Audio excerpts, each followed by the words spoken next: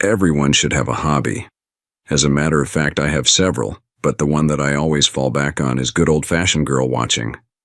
That's just what I was doing after I sat down on a bench in one of the city's larger parks. It was an unusually hot spring afternoon. The weatherman finally hit one right, as the temperature was almost 85. A few stubborn clumps of snow hung on with great tenacity as they hid behind the trees. I decided to get a run in before the weather changed back to rain and storms. It appeared quite a few people had the same idea, as the place was packed. I can't blame them, as Compton Hill Reservoir Park had to be one of the nicest parks in St. Louis. I took a well-deserved break on a park bench. Besides, the view was great. There were scores of young women out and about trying to tan up those white legs from the dark winter months. As I caught my breath, I watched a pair of early robins searching frantically for small twigs and other nest-building material. Love was in the air, at least for the robins. Me, I didn't have plans for love. No, there were just too many lovely girls to pick from. As a matter of fact, the more I thought about being tied down with a snotty-nosed kid and a wife, caused a chill down my back. There were dozens of kids out and about, and I'm sure their mothers were glad since they've been cooped up all winter long. There was a small pond, for lack of a better description, in this park. Water just draws kids to it, always has. A handful of kids were playing around the water's edge that day. It was also where a dozen geese call home. I sat about 30 feet from the water and watched this little blonde-haired kid play with the geese. He had several slices of bread clutched in his hands and would run out into the geese. They would come from everywhere trying to pull the treat from his little fingers. He'd giggle, chase the birds back, only to retreat again to a picnic table to fetch another slice. He was quite a towhead with perfect snow-white hair, cut with bangs above his eyes. From the scraps and cuts on his knees, I bet he was quite a handful. There were several young women that had gathered around the entrance to the pond. Some were sitting on park benches, others standing and talking to each other. Every now and then, one or two of them would glance over at the group of kids playing, keeping an eye out like moms are supposed to do. I tried to figure out which one was his, as there were quite a few blonde-haired women in the group. Some were just plain drop-dead gorgeous. I turned my head for an instant to follow a pair of shapely legs as a pretty girl walked by. That's when I heard a scream so blood-curdling it near stopped my own heart. I looked up and saw this mop of white hair bobbing in the water. That's when everything just clicked together. At light speed, I found myself in chest-high, ice-cold water fishing for a tuft of hair. Lucky for me, the water was still mostly clear. The summer pond scum had yet to grow, and I yanked him out by his belt. Once out of the water, I noticed his lips were blue, yet I could feel his little heart beating. I flipped him over on his back, and half a cup of water came pouring out of his mouth. I pinched off his nose and puffed in a few quick breaths, and lo and behold, I had one screaming, scared kid on my hands. He pinked right up. I stood at the water's edge when his mother ran up. The cold, wet mud oozed between her toes. I just turned my head for a second. Just a second, she said in a panic. The kid was really yelling out a storm, and she took his wet body from me. "'S okay? 'S okay," she said while she rocked him in her arms. "That's good, let him cry. It will help get his blood oxygenated again," I said to her. "Are you a doctor?" "Nah, thought about it. I do read a lot, a hobby of mine."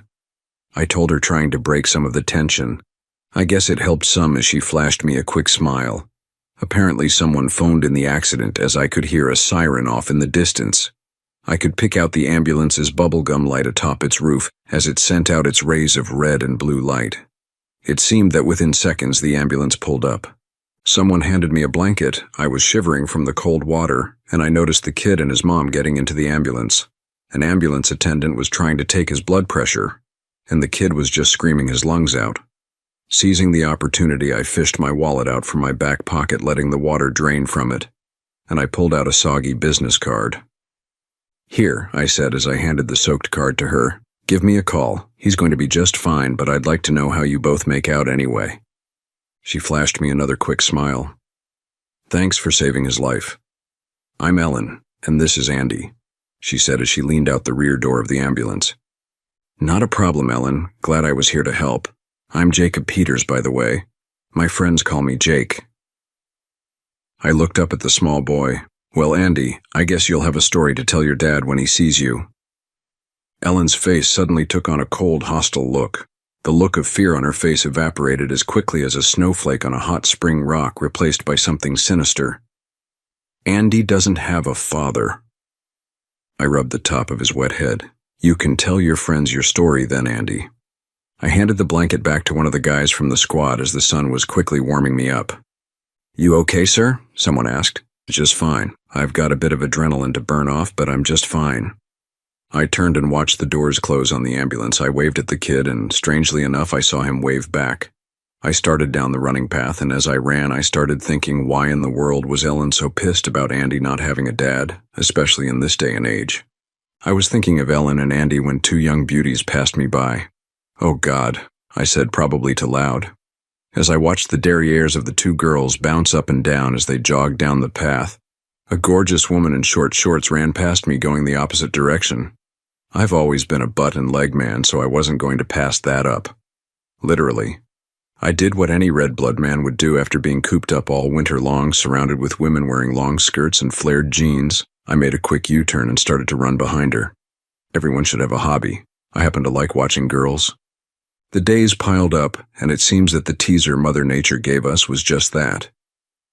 The rest of the week reverted back to the gray, dull days of late April.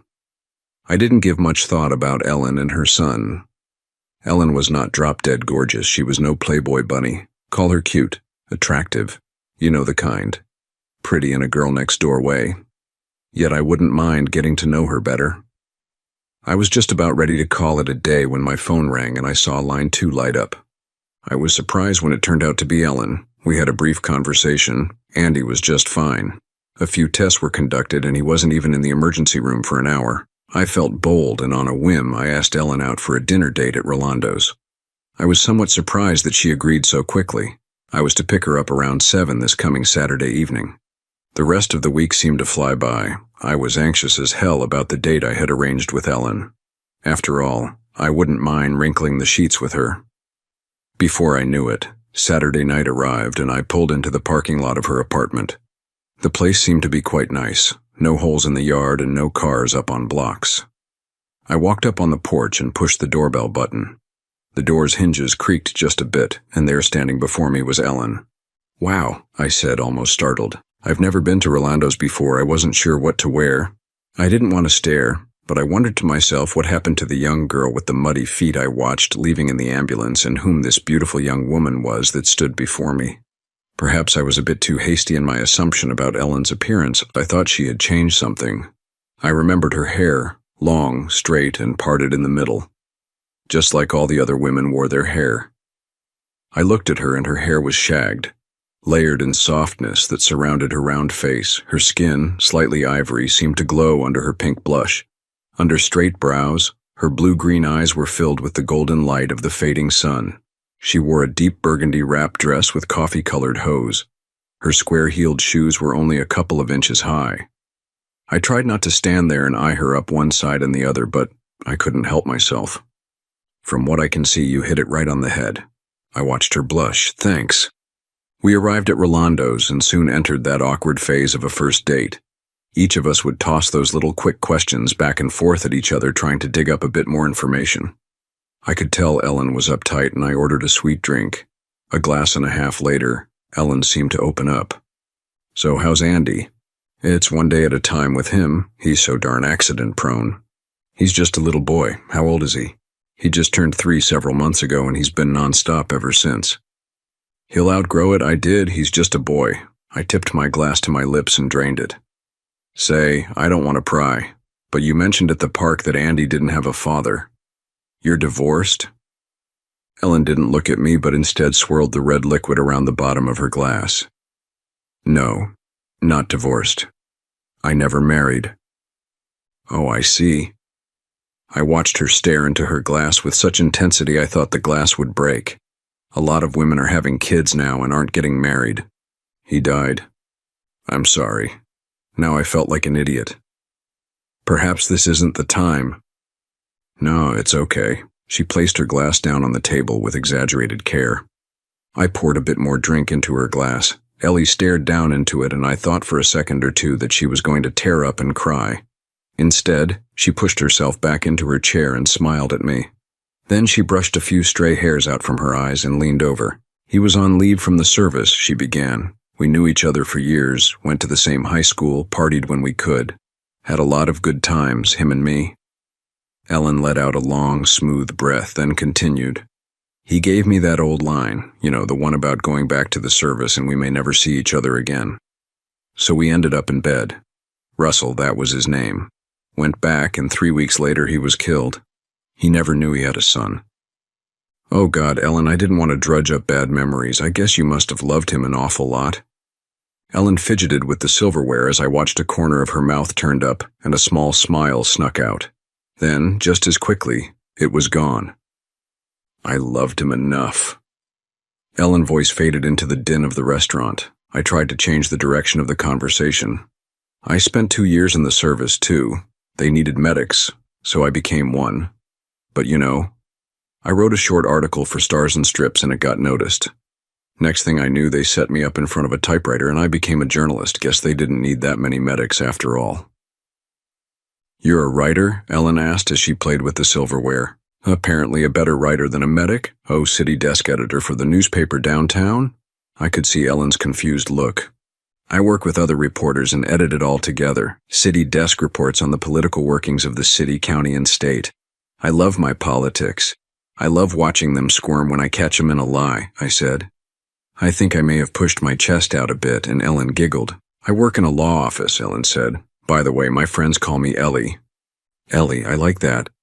I watched her blush, and then I just said it without thinking. Ellie, you're quite attractive. Ellie opened her mouth as though to speak, then shut it again. Her gaze was making me nervous. Something in her eyes had changed. I wasn't sure just what it was. Without knowing why, her body arched for several seconds. She squirmed slightly in her chair and her eyes darted about. A single finger moved around the rim of her glass. I didn't mean to come on to you like that, I said. She reached over and touched my hand. Her fingers were so smooth and I felt goosebumps pop up on my arm. I'm flattered, she said. It's been a long while since a guy told me that. As though on cue, our food arrived. Before I knew what happened, we were standing in front of Ellie's apartment. Our evening together was over, and now the awkwardness of a first date coming to the end begins. I entertained the idea of a goodnight kiss, but somehow I felt Ellie wasn't going to do that. We stood together, her hand on the doorknob to her apartment for what seemed like forever. I had a great time tonight, Ellie. She just nodded her head. I reached out with my hand, figuring a handshake was all I'd get, when suddenly Ellie rose up in her heels and placed a quick kiss on my right cheek. Thank you for saving my son. She smiled at me for a second and then lowered her eyes to the ground. Then suddenly she rose up again and placed a long, wet kiss on my lips. I haven't been told I'm pretty in a long while. I heard the door open and she stepped in. Just before the door closed, I said, You're welcome, Ellie. It was back to the grind. 2 weeks passed, we talked a few times on the phone and met for lunch now and then. Ellie always seemed to be on my mind. The staff and I were busy with the latest news and most of the reporters and photographers were out in the field. Just my friend Mick and I were in the office. Mick had just finished an article about the city council and dropped it into the outbox sitting on his desk. Out of the corner of my eye, I saw him turn his head. Wow, who's the new girl? I heard the distinct tap-tap of a woman's heels as they struck the floor. I watched as Mick straightened his tie. I was looking for an article, and I had just turned my back to the door. Hi, they told me in the other office Jake Peters was in here. I knew that voice. Ellie, what are doing here in this den of iniquity? I asked as I turned around. I was thinking about you and had some free time. I just wanted to stop in and say hi. I introduced Ellie to Mick, and then Ellie sat on the edge of my desk, swinging her left leg back and forth. We chatted for no more than 15 minutes. It seemed no sooner than she sat down when she stood. I've got to get back to work. Ellie caught me by surprise when she slipped her hand around my neck and placed a kiss right on my lips. I'd been thinking of doing that all morning. Ellie smiled at Mick and me and then walked out of the office. I looked over at my friend. I wonder what the heck that was all about. She has feelings for you, Mick said. Now don't you go starting things. Well, Mick said as he drew a long draw from his pipe. She walked at least 4 blocks, maybe more to get here. How would you possibly know that? I've been sniffing out news and facts while you were still in your diapers. The nose knows. I laughed at him.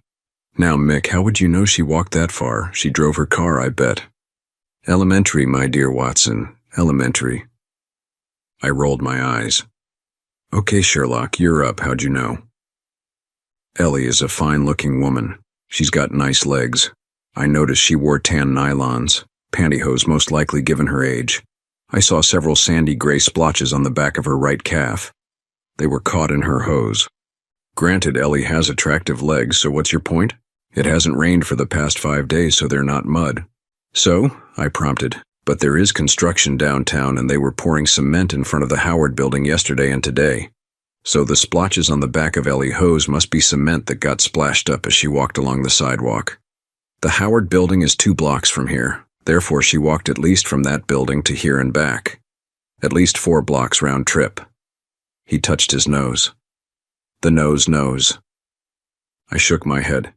Heck, you never cease to amaze me. I heard the bottom of Mick's desk drawer open and the clink of a pair of glasses. Here, he said. We need to talk. He poured a half an inch of Coke into each glass. You know, that young woman that was just in her has feelings for you. Don't you think perhaps there's more between the 2 of you that you're letting on? How do you know what she feels? Why, I don't. But look, it's simple. She walked over here, in heels, just for a short chat about nothing in particular and a quick kiss. Now what do you think? I spun the liquid in the bottom of my glass, then tipped my head back and swallowed in one long gulp. She's certainly not hard on the eyes, I said. No argument there. Mick sat on the edge of his desk, his left hand resting on a notebook. Tell me, Jake, what did you notice about Ellie? I kind of shrugged my shoulders. She's pretty, dresses nice, nothing much else. You didn't notice how the yellow blouse she wore matched her honey brown hair? No, not really. I see. What about the silver ankle bracelet on her right foot? And the shoes she wore? Black pumps with a heel just high enough to bend her ankle and round out her calves. Ellie wore better hose than most women her age, as they didn't bunch up at her ankles. Her black skirt was short enough to call attention to her figure, yet still professional. It suggests to me that her position where she works is a bit higher up the ladder than most women her age would have. You're speculating, I said. Jake, you look with your eyes, but you never see. Did you notice the heart-shaped necklace around her neck? There were emeralds all along the edge, and in the middle a blood-red garnet. I was looking elsewhere. Thinking with your body again, huh? He said. You told me last week you got her something on her birthday. Emeralds are the birthstones for May, and I'd bet the garnet in the middle is for her son. Garnet is the birthstone for January. I thought for a few moments. When I pulled Andy out of the pond, she said he just turned 3 several months before. Yeah. I watched Mick smile. A heart-shaped necklace, emeralds circling a garnet. A mother's love surrounding her child. Jake, you look but you don't see. It seemed as though a horse kicked me in the chest. Damn him anyway. I reached out for the phone when I felt Mick's hand on it. She walked over wearing heels. Mick had just leaned back in his chair, looking as if he didn't have a care in the world, when that little twerp of a wannabe reporter and half-assed photographer Terry just so happened to walk by. He popped his head into our office. You know, you can get fired for sitting around and doing nothing. Terry, get off, I said. You can't talk to me like that. Besides, you know you're supposed to actually be working while at work. Come here, Mick said. Terry took a few tentative steps into our office. I don't see anyone slacking off in here. Do you see anyone slacking off, Jake? Of course not, I said. We're just taking a moment to gather our thoughts. Mick reached into the outbox on his desk. Here, on your way down to report us, give these to Joyce in production. Terry took the papers from his hand and walked out of the office in a huff. You know, that guy must have photos of someone's wife, Mick said. Or photos of someone doing someone's wife. Mick smiled and leaned forward. You've got a lot of potential inside you, Jake. Have you ever thought about settling down? You're a brilliant writer. I know if you follow your passion for words, there are great things inside you. Settle down as in getting married? I don't want a wife, let alone a kid or 2. Passion? I don't know. Perhaps you just haven't let it bubble to the top yet. Jake, one of these days you're going to wake up and you're going to be 57 years old. You'll look over your shoulder and lying beside you will be an old worn-out woman. Then when you get up to take that first piss of the morning, you'll yell out in pain because you picked up something from another woman a week earlier. Crap, Mick, you don't know that. Jake, I know you've betted every single woman that works for the paper. You've got a reputation. Let me ask you this. Have you put a notch on your belt with Ellie's name beside it? I sipped my drink. No, I haven't. And why not? For the life of me, I don't know, Mick. Perhaps, just perhaps, you know there's something more between you two than a casual rumble between the sheets. Jake, can't you feel it just a little bit? I handed Mick my glass and reached for my jacket. Where are you off to? It's a nice day. I think I'll go for a walk. Mick sat in his chair. Watch out for the wet cement in front of the Howard building. He smiled, and then touched the side of his nose with two of his fingers. Ellie and I made a date, one of several over the next few weeks. Mick was right. I did have feelings for her, and I hated to admit it, but I enjoyed her son Andy too, snotty nose and all. But Ellie had a boyfriend, or so it seemed. She never talked about him too much. I only knew he worked construction and his name was Matt.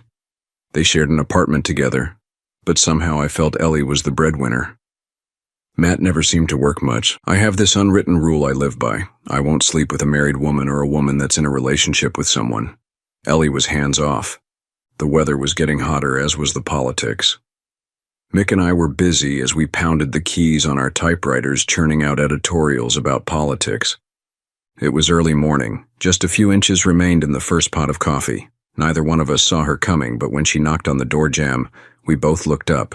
There in blue flared pants and short platform shoes stood Ellie. I need to talk, she said. Her voice was ragged and sharp. Sure, I pulled out a chair. I could see something was wrong, really wrong. I knew she wasn't allowed to wear pants in her office, so she hadn't been to work yet. She sat in the chair. I saw her hands shake. I moved one of the empty chairs over and sat beside her. What's wrong? She didn't answer me. I make my living by reading the faces of people, the way they stand and how they carry themselves, the words they use and the way their eyes move. I knew there was something terrible wrong, I just didn't know what. Ellie, you came here for something, what's wrong? I don't know what to do, her words came pouring out. By this time Mick stopped typing and came over. Ellie didn't say anything at first, then blurted out, He tried to hurt Andy. I stopped him. Jake, he tried to hurt Andy. Matt? Ellie nodded. You said you knew all sorts of people in the city. I can't go back. We can't go back. We need a place to stay. It'll be just for a few weeks, maybe a month, till I get some money saved up for an apartment. I don't have a dime right now. I can't go back. I don't know anyone offhand. I can make some calls. I looked over at Mick. He placed a finger to the side of his nose and tapped it a few times. I knew what he meant. I did know someone that had plenty of space for the both of them. Mick did do. It was me. Ellie's hands were flying about. If we have to sleep in my car. I know someone, Ellie, that has room for the both of you. You do? Yeah, I sure do. I won't be able to pay them anything for at least 2 weeks till I get paid again. That's not going to be a problem, I said as reassuring as I could. You and Andy will be staying with me. Her hands stopped. Ellie stammered. I'll sleep with you in exchange for room and board, she said without a thought. That won't be necessary. I almost caught myself laughing at her quick offer of intimacy. Her face turned bright fire engine red. Ellie knew what she said wasn't what she wanted to say. We won't be a bother, just till I get things together. We'll talk about it later, okay? Now first things first, I don't have much in the way of food at home. I'm a terrible cook. I reached for my wallet. I gave Ellie 4 $20 bills. Get some groceries for you and Andy. Just as I handed Ellie the money, I looked up and there I saw Terry leaning on the door. Oh, I see you're bringing your escort girls into the office now. I exploded. I jumped over a chair and I grabbed him by his collar and lifted him off the floor. Don't call her that again. Terry nodded. He was too scared to talk. I let go and he fell to the ground. I looked over at Ellie, still sitting at the desk. You better apologize to her. I'm sorry, miss. Terry nearly ran out of the office. I turned to Mick. You know, I bet that little weasel was standing there all that time listening. And when Ellie blurted out, one of these days that guy is going to get himself in serious trouble, Mick said. Hand me the paperwork, Mick, I said, pushing up my shirt sleeve. Just cool your jets. He's not worth losing your job over. I heard the sound of Mick's drawer open. He took out a bottle of water and grabbed a clean paper towel to wipe the rim of a cup. He sat in front of Ellie. Here you go, Ellie. Take a deep breath. It'll help you relax. Mick poured the water into her glass. Go ahead, Ellie. We won't even report you for taking a break on company time." Ellie took a small sip. "Did you call the cops?" Mick asked. "No, it won't do any good. It's his word against mine. We can't stay there." Ellie turned around in the chair and looked at me. "I didn't really. I mean, it just came out. But if you want me to, I guess I did say it." "I've known this man for quite a few years, Ellie," Mick interrupted. "He's not the kind that would take advantage of you. Don't worry about what you said." "I've never had a guy stick up for me like that, Jake. I hope you don't get into trouble." "It'll pass," I said. "It wasn't any problem. No one should call you that." Mick and I talked to Ellie for a while till she calmed down. I rooted around in my desk and found the spare house key I kept. I gave it to Ellie and I kissed her on the lips and told her I'd see her and Andy when I got home. Ellie didn't have much and we got it all into one of the newspaper's delivery vans. I have to admit it took a while to adjust to having a small boy running around, especially one like Andy. I swear he managed to run into every table corner, he fell down the steps, he tried to fly by jumping off the porch railing, and the list went on, but, after a while I kind of liked seeing the little guy. He'd meet me at the door every night, he'd hand me a drawing or something he made. One night I came home and gave him a green plastic Godzilla. Oh, you should have seen his eyes light up when I handed it to him. It instantly became his most prized possession. When he'd wrap his tiny hands around my fingers, it just filled my heart with light. Yeah, snotty nose and all, Andy quickly became my best buddy. I found out that Ellie is quite a cook, so my days of lukewarm Chinese takeout dinners came to an abrupt halt. And Ellie wasn't bad on the eyes either. One morning she was in the kitchen wearing a suede miniskirt with fringes along the bottom with matching boots. Ellie fixed Andy and me breakfast, and I let my eyes roam over her body like an invisible hand. One morning, just before we both headed to work, Ellie was busy packing my lunch when I reached over her head for something in the top cabinet. My hand came down onto her shoulder and moved down the curve of her back. I cupped her butt in my hand, and I could feel her panties under her skirt. My fingers slowly traced along their outline. Ellie stopped wrapping sandwiches and stood there with her eyes closed. She swayed slightly in her heels. Ellie's perfume filled my head with the earthy fragrance of jasmine mingled with a spring rain. The back of my other hand brushed back and forth across her right breast. I lowered my lips and she rose on tiptoes to meet me. We kissed. Our lips burned with desire. I squeezed her butt and palmed her breast. Suddenly, Andy bounced into the kitchen and we stood apart. Andy crawled into his chair and ate his breakfast. "I'm sorry," I said, but Ellie didn't say a word. Ellie never spoke to me about that morning in the kitchen. We weren't lovers. We never slept together. We didn't mess around with each other. I found her attractive. I mean, what red-blooded guy wouldn't? But I respected her immensely, too. I didn't want Ellie to be nothing but a casual intimacy. She deserves more than that. Ellie simply wasn't going to end up as another notch on my belt. That was the part of our relationship that I couldn't quite put my finger on. Ellie called me one late afternoon. She'd been asked to work over, and the money was enough to sway her to stay. I picked up Andy at daycare and fixed him his usual dinner. It was going on 8, and Andy was in bed when I heard the door slowly creak open. In walked Ellie, and I could tell by the way she moved that it was a long, hard day. I know I'm not much of a cook, but I managed to put together something that I knew wasn't about to kill either one of us. She kicked her heels off. "Hi." I grinned back. I was proud of myself, and I had everything laid out. 2 candles, glasses, a white tablecloth, and my best silverware. It wasn't Rolando's, but it was nice. Ellie was beat as I could see it in her eyes. We ate quietly, and halfway through I noticed she had her fingers moving back and forth across mine. I know it's a cliché to say it, but there was some kind of electricity when we touched. Her fingers moved along the back of my hand while her stocking toes wiggled underneath my pant leg. I leaned over, and with the lightest of touches, I kissed her lips. Ellie's eyes sparked in the candlelight, but it was a lackluster sparkle. She so was tired and it showed. "Hey, why don't you go upstairs and get ready for bed? I'll clean up here and then when I'm done I'll give you a nice smoothing back rub. What do you say?" "That would be nice." Ellie pushed herself away from the table and up the stairs. I finished up in the kitchen, and by the time I walked into her room she was already under the sheets, almost half asleep. I sat beside her with a bottle of oil in my hand. "Roll over," I said. Ellie had on just the tops of her PJs, and I pushed them up to her shoulders. "Would it be better if I took this off?" Ellie asked. "It would be." I turned my head while Ellie pulled her top over her head. When I turned back, she was on her belly, Ellie's bare back exposed to my fingers. I poured a bit of the liquid into my hands and started working it into her skin. Ellie jumped when the cold liquid hit her skin.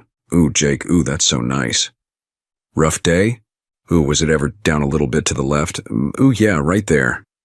I massaged her back, then up her shoulders and down her arms. I guess it wasn't 10 minutes later than Ellie was out. I mean, she was dead to the world. I grew bold and just admired her figure.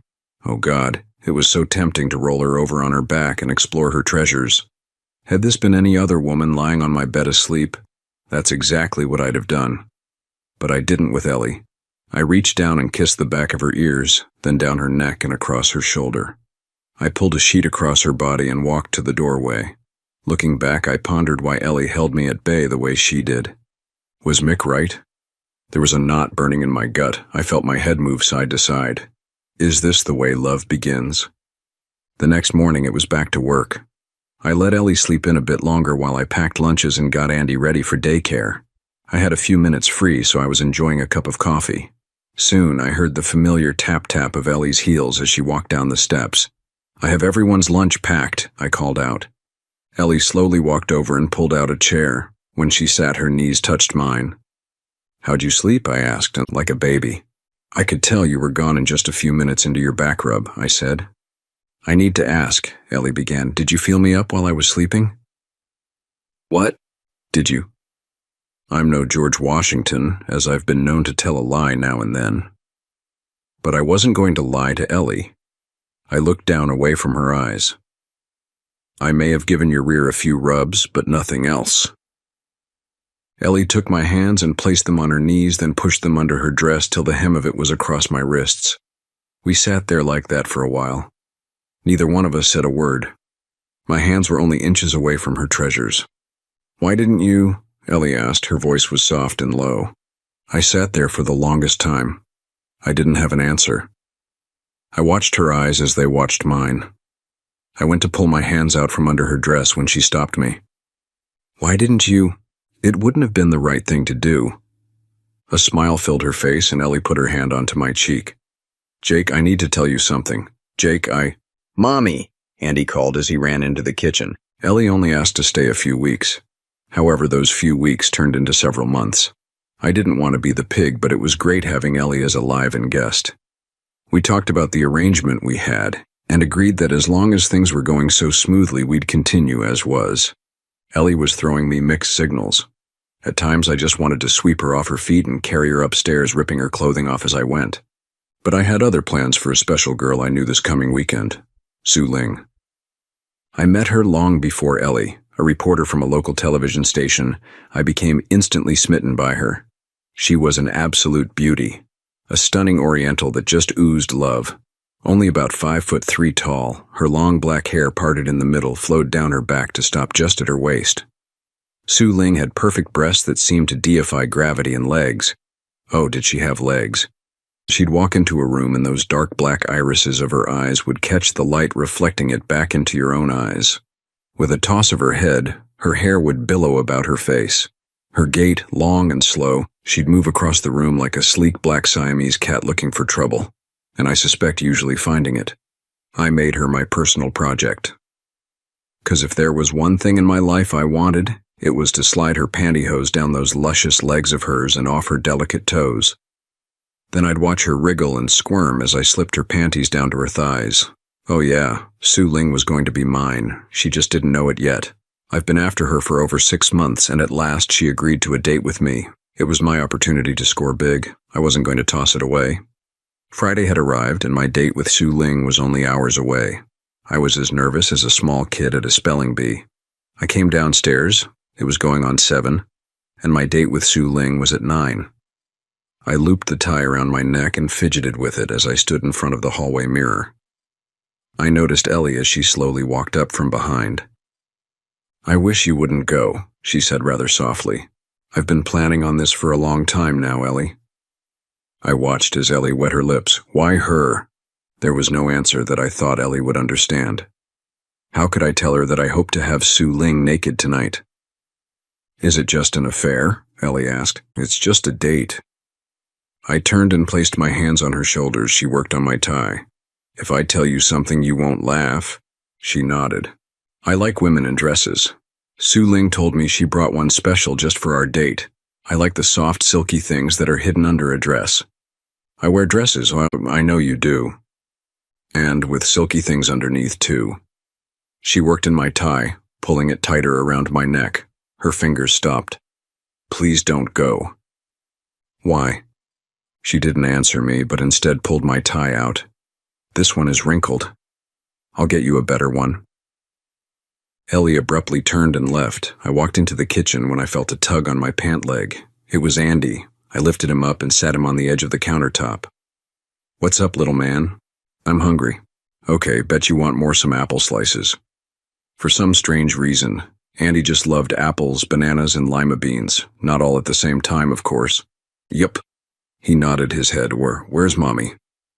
Upstairs, getting me a tie. I'm going out for a while. Why? Andy asked as he crunched on the apple slices I cut for him. Just something I want to do. Mommy cries when you go. I scooped the apple core up and tossed it into the trash. Mommy cries? Yep. Andy put his hands together, then he moved his arms apart as wide as he could. Mommy love you this much. How do you know that? My breath seemed to stick in my throat. Andy stretched his head up as far as he could, and I leaned down so he could whisper in my ear.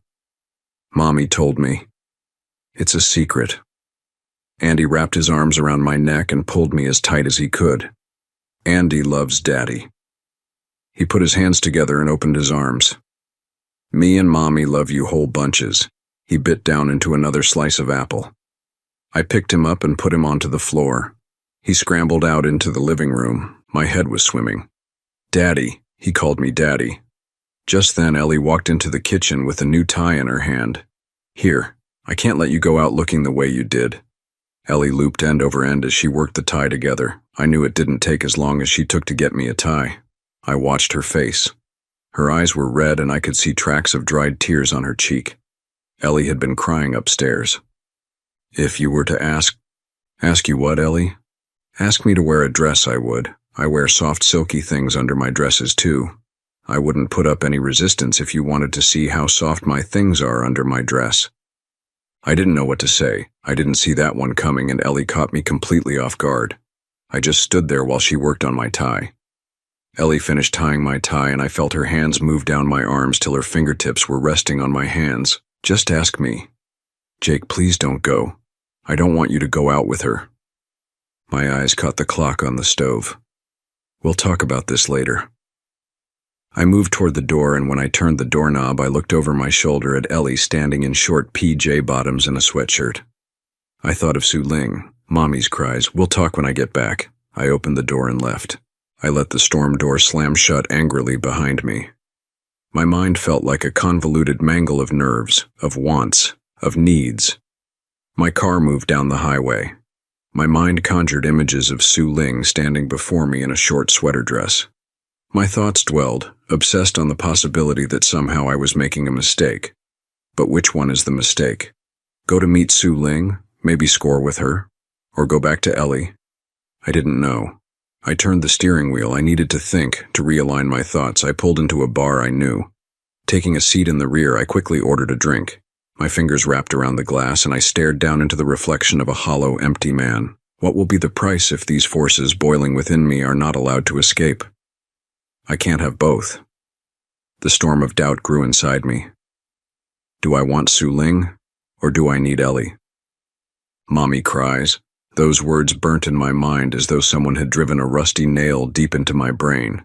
I recall all those times Ellie made subtle, flirtatious gestures, a touch of her hair, a fix of a strap on her shoe, a quick flash of her thigh when she'd turn.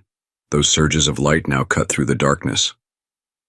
I had been so blind. Su Ling was waiting on me. Those lovely long legs of hers were waiting on me. I wanted to caress them, feel them with my fingers, taste her with my lips. Mommy cries. What is love? Have I fallen in love with Ellie? I'm a writer searching for words that I can't say. Do I love Ellie? I allow images of Ellie to float up in the pool of my memory. Marvelous things.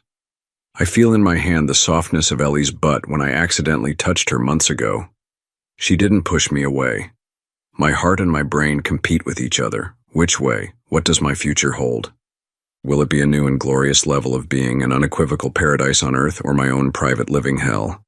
Su Ling is beautiful. Questions. Questions. I tip my head back and drain my glass. Questions. More questions. They eat at me like some invisible parasite gnawing away slowly from the inside out. Answers? Just ask me, Ellie said. What if I was wrong? Another drink. I glanced at the clock over the bar's mirror. Mommy cries. I leave most of my second drink on the table. I slid the loose change into the palm of my hand and walked to the payphone. With the cling of a dropping dime, I set my future in motion. I push my key into the lock. The room is still. I hear the TV playing low in the other room. I tossed my keys onto the counter just as Ellie emerged from the other room. She stopped and looked at me. My heartbeat increased when I looked at her. Yes, I had made the right decision. When I didn't speak, she started, "You're home early. What happened?" "I went to a bar," I said numbly, looking into her eyes. My heart was racing. "Why did you do that?" Ellie asked, confused. "I needed to think things over in my mind," I answered. "About what?"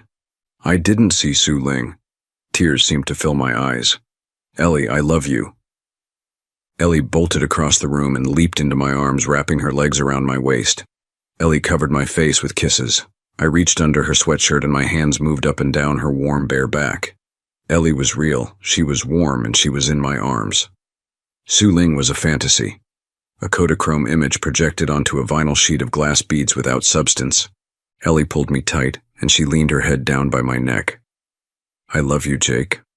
Oh God, I fell in love with you, and I didn't think you felt the same way." Ellie began kissing me gently around the perimeters of my lips, and then she brushed her mouth across my cheeks before moving down and nibbling at my jawline. My body seemed to quiver. My face flushed. Ellie's fingers quickly moved across my chest, slipping button from hole as her fingers moved down my shirt. She opened my shirt and kissed my chest, lowering her lips to my abdomen. Her kisses so wet, so sensual, my knees appeared unable to hold me upright. My fingers ran through her hair, down her shoulders and back again. Ellie pushed against me, keeping me at bay, unable to see her treasures. She pulled her sweatshirt over her arms. I reached up to cradle her breasts in my hands, but she pulled them down. Ellie's fingers worked on my belt. I heard my zipper being pulled down and her fingers pressed the front of my slacks apart. "I want you," Ellie cooed. Her voice seemed desperate, wanting. Suddenly, she pulled my shirt from my body and pressed her breasts hard into my chest. I closed my eyes for a second, and when I opened them, Ellie had my shirt on. My eyes caught a glimpse of her bare breasts as they played hide-and-seek behind the open shirt. She moved. Her right breast became uncovered. My breath seemed to stick in my lungs. My hands moved up but then stopped. My eyes filled with her. Ellie took a few steps back, and for the first time since we've been together, I saw the lovely, hot woman that she is. Her eyes locked onto mine, and with one slow, continuous movement, she lowered her PJ bottoms to the floor. There she stood, her breasts slipping in and out of the fabric of my shirt, teasing me with alluring promises yet to come. The smallest white lace panties I've ever seen hugged her hips. Ellie's fingertip traced the outline of my lips, brushing over them with the lightest touch. I don't know what she was thinking, but from the smile on her face it had to be good. Even the hairs on my chest tingled. Ellie draped her arms around my neck, and I looked down and saw the most perfect breasts I've ever seen. She whispered, "Follow me." I took her hand, and I followed her like a small child into the living room. It seemed that Ellie had made Andy a small fort out of the sofa, a few chairs, and some blankets. There was a small entrance, and I crawled in with Ellie right behind me. No sooner than we were inside when I noticed Ellie working on my shoes. She slid them off along with my socks. On her knees, she moved seductively like a cat stalking its prey. Her hair hung down, her breasts moved side to side. Ellie tugged and pulled at my pants, and it seemed so awkward that I wasn't the one in control. On my back, my body seemed frozen as she pulled my slacks away from my feet. Her hair moved across my bare legs. Ellie lowered her face down and placed a kiss just below my belly button. My body arched, and when it did, she slipped her fingers under my butt and yanked the back of my briefs down. I was embarrassed. I was on display. It was Ellie that controlled the action. Her hands moved up and down my legs, feeling my hard, tight muscles. She'd allowed her hair to rain down on my body. Her fingers slid into my short hairs, pulling at them gently. Then her fingers started delving into my most private parts of my body. I writhed against her questing fingers. The air seemed to rush from my lungs. This was too much. Way too much. I grabbed her hands. I moved my hands to her shoulders and slipped the shirt from her body. I rolled her over onto her back. At last, Ellie was in front of me. My eyes followed the contours of her body, the color of her hair. My hands held her breast for the first time. Ellie was so soft, her breasts full and perfect. My fingers moved down to her panties and I wiggled one side down her hip, then the other. Ellie was at last naked and she was mine. Ellie's eyes locked onto mine. We shared each other's soul. We had no more secrets. There would be no hiding what our hearts felt, what our bodies demanded. Our lips touched and they fought for dominance as we poured kisses on each other. The movements of our bodies grew more urgent, the look in her eyes. The heat of her body rose up and mingled with mine. The room seemed so hot, I thought we'd catch on fire. Her body arched, then she clutched at my back. She pulled my hair as she gasped out my name. As the last few surges passed, I caught myself with my hands hovering over Ellie. I stole one more kiss. Our union was complete. Ellie wrapped her legs around mine. We found each other's hands and we held them tight while our breaths mingled. I rolled over on my side. On my back, I tired to catch my breath. Neither one of us moved for several minutes. I was trying to find my words and Ellie was just smiling. We propped ourselves up against the back of the couch. Ellie's hand found mine and she squeezed it gently. "Wow, that was something," Ellie said. Then she smiled at me. We cuddled inside our little fort for almost half an hour. The TV, with the volume set low, played in the background. Ellie moved her leg back and forth across mine. Her arm went around my shoulder and she pulled me over to her. "If you were to ask me." "Ask you what?" Her voice seemed low and cautious. "Ask me to wear a dress." I looked at her and could see how serious she was. I squeezed her fingers in mine. "Is it because what I said about Su Ling?"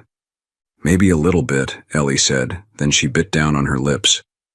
Her fingers moved over my bare chest, touching my skin with the softest touch.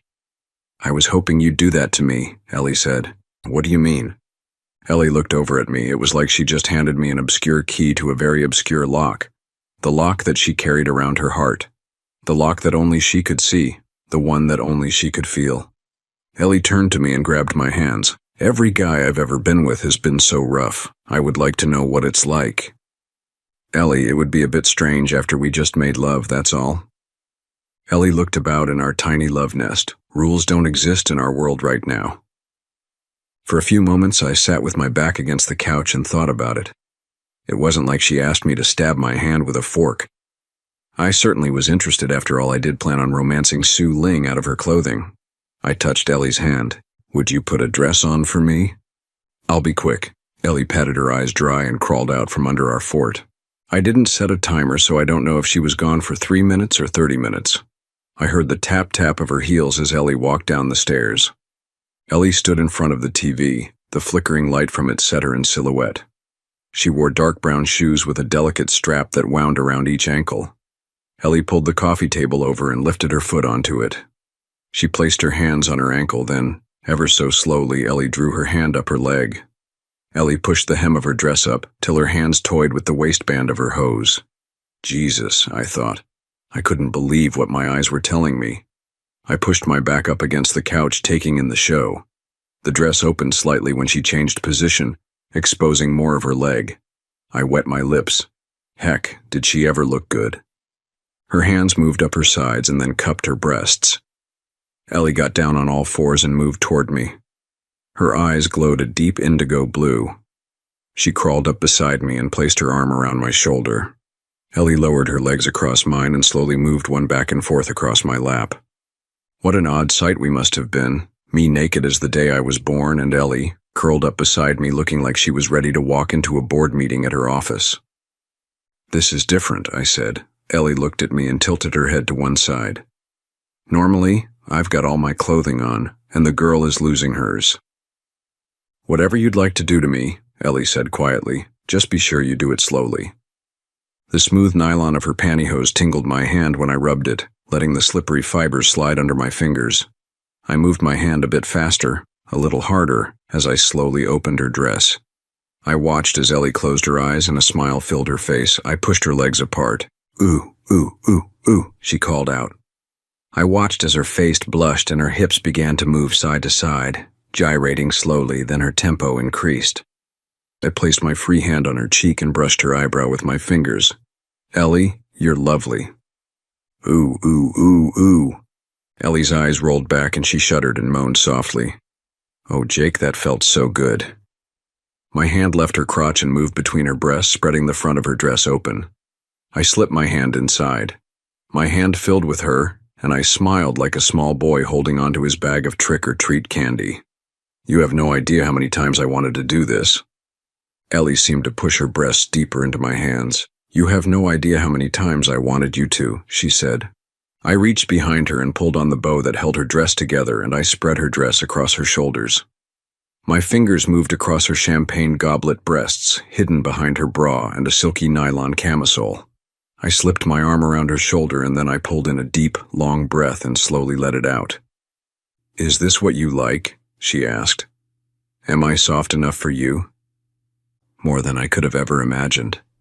I reached down, released the strap from her shoe, and lifted her heel out from them, leaving her shoe still on her foot. "Leave it like this." I fished the straps of her bra out from her shoulders, and with one quick pinch released it from her body, and I pulled it down and out from under her camisole. The sensation of nylon against her bare breasts and my hand was simply intoxicating. I slipped her dress from her shoulders and gently pulled it away from her body. Ellie's light blue camisole came down just to her belly button. Her bra was a crumpled pile on the floor. She was down to just her panties and her pantyhose, one shoe, and her camisole. "Is this how you thought it would be like?" I asked Ellie. I was better than what I could have imagined. I watched her face and studied her eyes. "Ellie, I wouldn't trade this moment for all the Su-lings in the world." Ellie leaned her head on my shoulder. The TV flashed a kaleidoscope of colors into Out Little Nest. "Andy called me Daddy tonight." "Did he? Would you like to fill me in on it?" "A few weeks ago when I picked him up at daycare, he was crying and fussy. When I asked his teachers why, they told me that he didn't want to draw pictures for his dad because he didn't have a dad to give it to." "I see. So I kind of told him that you were his dad. I didn't think you'd care." I never thought I'd hear those words, I thought for a few seconds. But it's okay. Yeah, it's better than just okay. "You're more of a father to him than any man I've ever known," Ellie said as she wiggled closer. The curve of Ellie's hip filled my hand. I leaned my head onto her shoulder and closed my eyes. I don't know what Ellie was thinking, but from the way her breathing had slowed and the glow on her face, I'd venture to say the lock had fallen from her heart. "Ooh, this is so nice," Ellie said. The fragrance of the perfume she wore filled my head. The flowery hint of shampoo still lingered in her hair. The softness of her breast filled my hand. I kissed the makeup from her eyes. My arm slipped around her and I pulled Ellie against my chest. "I hold you, and I feel the crispness of a cool walk in an autumn woods, the warmth of a fire on Christmas Eve, the way the air smells right after a thunderstorm, the sound of a gentle spring rain on a metal roof. I hold you."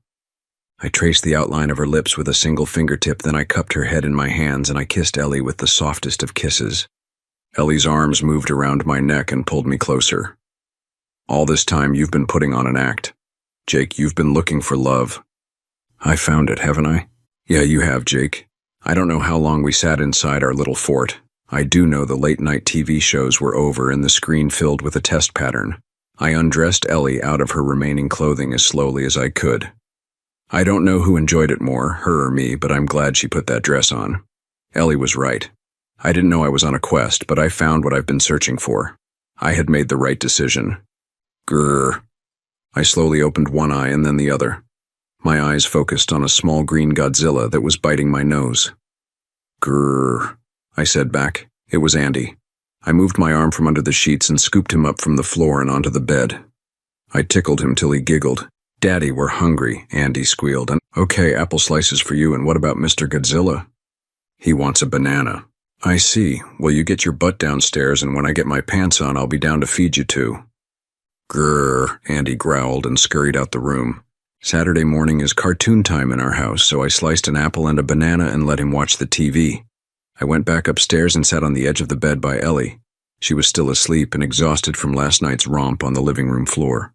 The Saturday sun was trying like mad to work its way into the bedroom. I opened the drapes, allowing the warm rays to enter. I sat down beside Ellie. She seemed to be asleep. I touched her face with the back of my hand, and then I pulled the sheet she had used to cover herself, exposing her bare breasts. I folded my hands on my lap and just looked at her lying there. Her hair flowed around her face, framing it in its yellow glow. I tugged the sheet down to her toes. In the sunlight, her body seemed to glow. Last night, the flicking light from the TV was dim, and I wasn't able to fully appreciate her female form. I recalled from last night the mole on her right breast, the small birthmark by her waist. My fingers slid across the smooth skin of her legs. A smile grew on my face. My fingers touched her breast, so full and ripe, soft and smooth. I lowered my lips to her ears. "I love you." I flicked a few stray hairs from her face. I saw a smile break across her face. I knew she was faking being asleep. Ellie opened one eye. I caught her. She filled my hand with hers, and then she pushed herself up, resting on her elbows.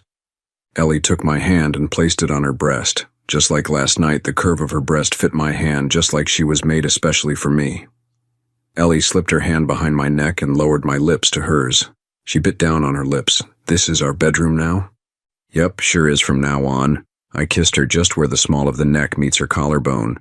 I felt her body flash with heat. "Ooh, as much as I'd like to, we'd better get up." "I suppose so," Ellie said somewhat reluctantly. I stood and walked over to one of the dressers.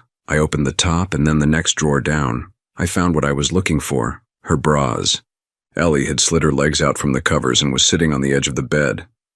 I moved beside her. "Turn around," I said. Ellie turned slightly and I threaded her arms into her bra, working the straps across her shoulders. Gently, I wiggled her breasts into the cups. Satisfied, I hooked the clasp together. Ellie looked over her shoulder at me. "You know, I'm 25. I'd had my share of men in my life, but this is the first time that a guy ever put my clothing on. I like silky things on a beautiful woman." "Am I beautiful?" Ellie turned toward me. "As beautiful as Su Ling?" I reached up to the dresser and snatched a pair of panties. Lifting both of her feet, I snaked them up her legs to her waist. "Jake?" I moved my hand across her back, my fingers traced along the straps of her bra. "You're the most beautiful woman I've ever known. And Ellie, not just on the outside, but inside too." Ellie spun around on the edge of the bed, her knees now pressed against mine. "I don't want to sound greedy, but Jake, I don't want to share you with other women. Will you right now tell me that I'm yours?" I folded her hands together and held them in mine. "From this moment on, I'll never hold another hand but yours." I leaned down and we kissed. Then we both heard the sounds of little feet as they came up the stairs. Ellie pulled the sheet up to her shoulders just as Andy climbed into the bed. He scooted over by Ellie and I wrapped my arms around them both. "Daddy loves you two whole bunches." Life seemed to hand us nothing but good things. It was so hard for me to believe, but it's been over a year since Ellie and I met. Andy turned 4 and he was quite a talker, a real chatterbox. It was June and Robbins that call Compton Hill Reservoir Park their home were raising their young. This decision was easier. Ellie looked so hot in her miniskirt and yellow shirt. We sat on a bench, the very same bench I sat on when I pulled Andy out of the duck pond. Our knees touched. I placed my arm around Ellie's shoulder.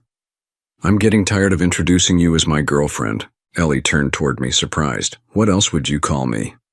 "Oh, I don't know. There are a couple of names we could use, I guess." "Like what?"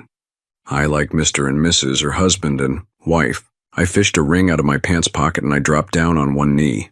I shook like an old rusty Pinto. I heard Ellie gasp.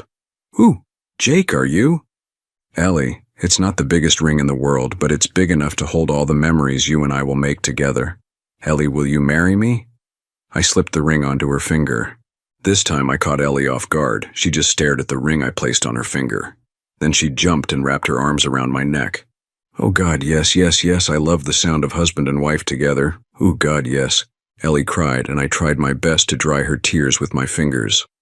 Holding her hands in mine, I watched the tears pool in the corners of her eyes and trickle down her face. I love you, Jake. When we got back home and after the babysitter left, we told Andy.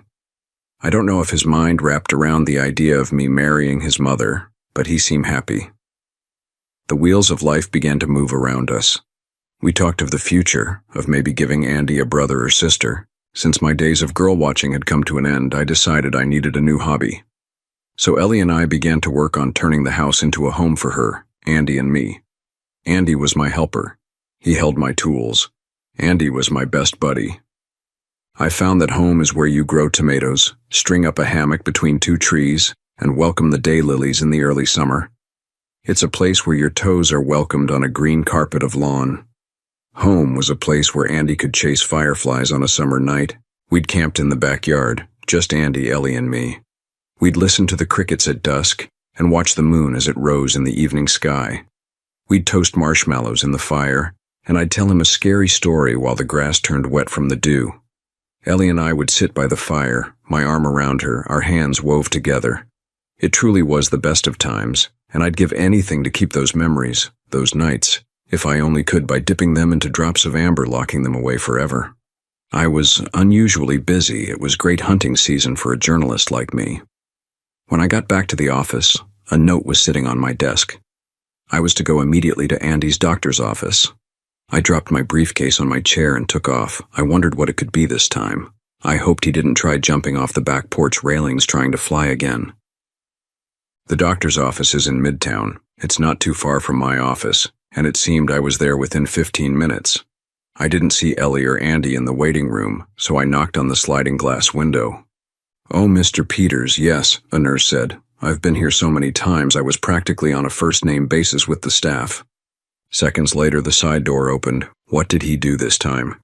The nurse smiled like they always do, but instead of taking me back to one of the examination rooms, I was led to the doctor's private office. My gut tightened when I saw Ellie, a tissue in her hands, the doctor at his desk. "Andy?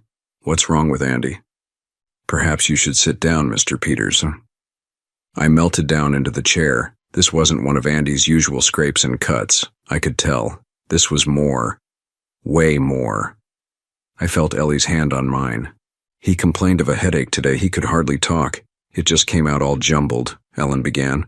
"It hurt so much I couldn't get him to stop crying. Jake, he can't stand up." "What?" "Mr. Peters, we don't know yet, but we're taking x-rays now of his head.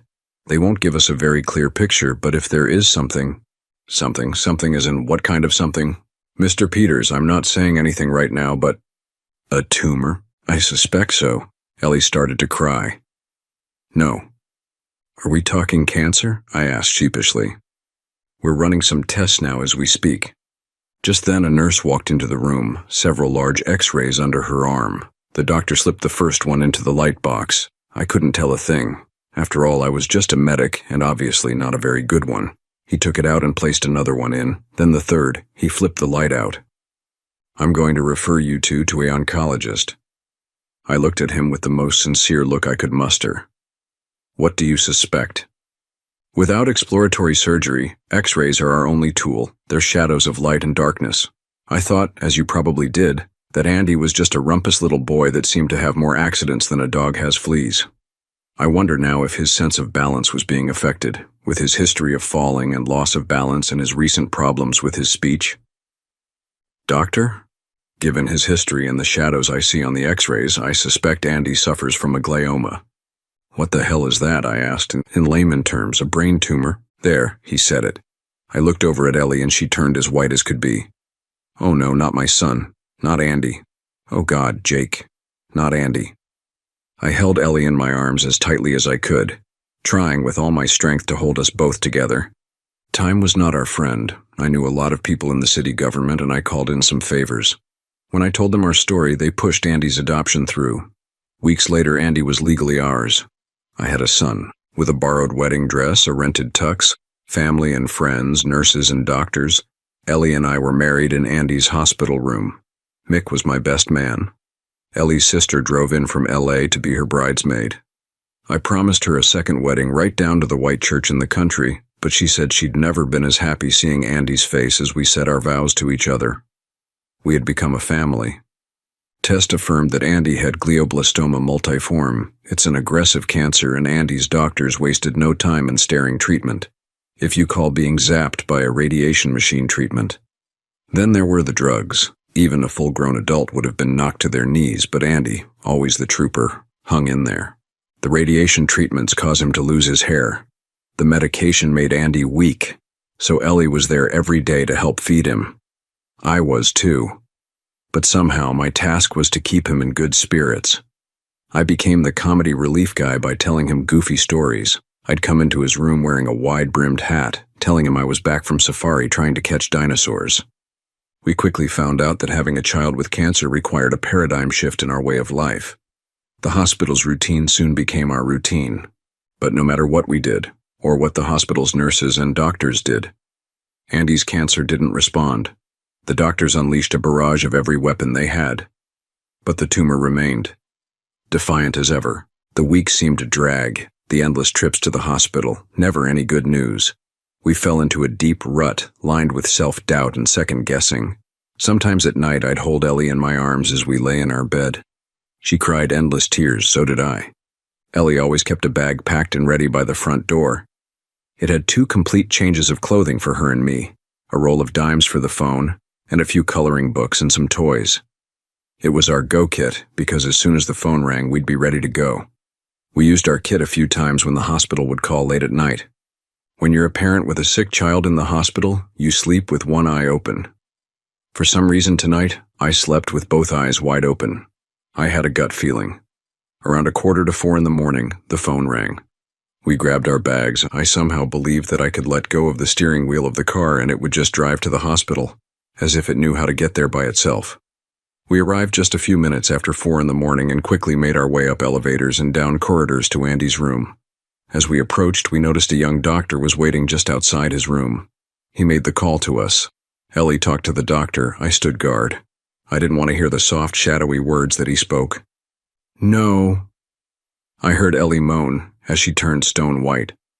I felt the doctor's hand on my shoulder. He held Ellie's hand. "Be with him. I'm sorry." The doctor took a few steps back, then disappeared down a long corridor. We both knew what he meant. We knew this day was coming, and it had arrived. Then Ellie and I did what every parent with a dying child does before entering their room. We became actor and actress. We painted our faces with the makeup of calm, of reassuring, of hope. Ellie entered the room first. I felt her melt beside me. Andy had curled up in his bed. I couldn't look at first, so I turned my head to the brightly painted Walt Disney characters on the walls. But somehow even they knew, as it seemed even Mickey Mouse had a tear in his eye. Like stucco falling from an old rotting building, the facade we had painted on our faces just seconds earlier broke off in large chunks, hitting the floor as moans of loss. We stood there, our emotions bare, raw. "Oh God," I said. Ellie kicked her shoes off, and while I lifted Andy from his bed, Ellie got in and I lowered Andy down into her arms. "Hey, Doc said you weren't feeling so good, so Dad and I came here to help you sleep," Ellie said, as reassuring as she could. Ellie gently rocked Andy, and I smiled a weak smile and walked to the door of his room. I needed some air. I turned back into his room, and Ellie looked at me. "He wants you." There was a large leather chair that appeared to be older than Ellie and I combined. It was well worn, and 2 people could almost fit in it. I picked Andy up and carried him over to the chair. Ellie gathered pillows, and we stuffed them into the sides and under Andy's head. I held my son in my arms. His snow-white hair was gone. Just a few long, rebellious strands remained. He seemed so small, so light. He was awake, yet he'd close his eyes every now and then. "How you doing?"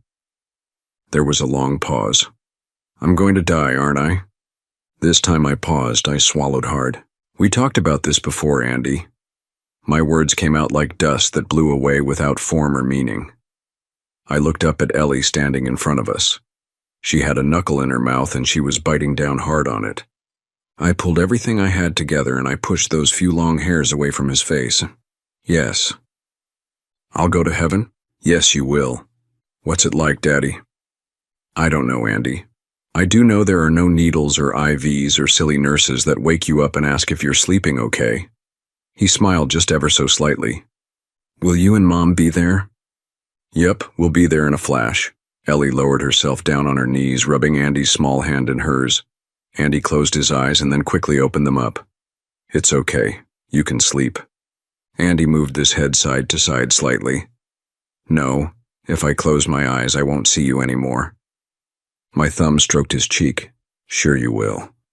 Rivers of tears started to run down my cheeks unabated when I felt Andy's small fingers touch my chin. "Daddy, you're crying." I cradled him and dipped my lips to his ears. "Oh, Andy, I'm going to miss you so much. I love you, Andy. I'll be here for you. Always. Always." Ellie and I traded places off and on all night long, holding Andy in our arms while we sat in that old leather chair. It's funny how your subconscious keeps track of time. I noticed the hustle as the night shift finished and the day shift began. The rattle of the food service carts, the mechanical hum of a floor scrubber, the sound of broom and dustpan of the cleaning staff. A nurse came in around 6 and removed the IV stent in his hand. Ellie comforted Andy as much as she could. Andy stopped talking. The sun was shining, a new day was beginning, yet in our world, the drapes remained closed as we tried in vain not to allow death to find Andy. Noon arrived without fanfare, and a young nurse came in and gave Andy a shot of something. I didn't ask, it would have had made any difference. Ellie held Andy. The room was so very quiet. Even the busyness of the nurse's station didn't dare to enter the room. We could tell the end was near, and Ellie stayed with Andy in the chair. She was the one that held him in her arms when he was born, and now she held him in her arms as Andy awaited death. Ellie quietly sung a lullaby to her son, her voice so soft and soothing it comforted me as well. It wasn't quite 3 in the afternoon when her song faded into stillness. Ellie looked up at me, her face wet with tears. "He's gone." I turned my head away for a few seconds, then looked back at Ellie holding Andy's body. I nodded in confirmation. I walked just outside his room. I caught the eye of a nurse standing by a desk. No words were spoken, she knew. 2 nurses entered the room and pulled the door closed. I leaned up against the wall. I closed my eyes and tried with all my might to prevent the tears I felt building in my eyes from breaking free. I heard Ellie call out. A long, mournful cry of despair filled the tiny room. I bit down on my lips, hard. I clenched my fists. Then I felt my legs melt, turning into liquid. My back slid down the smooth teal-green walls, till my head rested between my knees. My mind exploded into a kaleidoscope of images that flashed before my eyes. I thought of Andy, and I wept. They say that the older you get, the faster time seems to go by. I guess that's so. Weeks now seem to go by like days, and I noticed I'm tearing the pages from the calendar more often. Although time seems to go by quicker, we've both slowed down. Andy's death damn near ripped us apart. Ellie fell into a deep depression. I thought for a while she and I just weren't going to make together. I thought about having an affair, but I kept my promise to Ellie. I've never held another hand but hers. Slowly, Ellie got better. Our bond became even stronger. I don't recall when it was, perhaps 5, maybe 8 years after Andy died, that Mick passed away. Mick was right, as he always was.